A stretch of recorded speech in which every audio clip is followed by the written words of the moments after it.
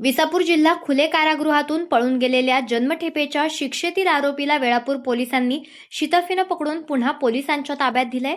या कारवाईमुळे वेळापूर पोलिसांच्या कामगिरीचे सर्वत्रच कौतुक होत आहे।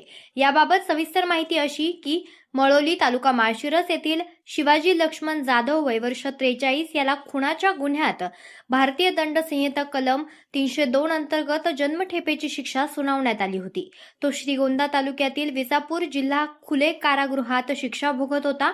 मात्र दिनांक 28 जुलै 2026 रोजी तो कारागृहातून नजर चुकवून फरार झाला होता। याबाबत बेलवंडी पोलीस ठाण्यात गुन्हा क्रमांक 288/2026 भारतीय मात्र दिनांक 28 जुलै 2026 रोजी तो कारागृहातून नजर चुकून फरार झाला होता।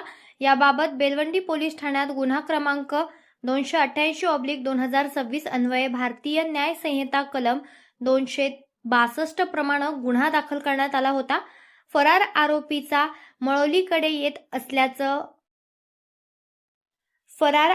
हा मळोलीकडे येत असल्याचं समजताच पोलिसांनी सापळा रचला।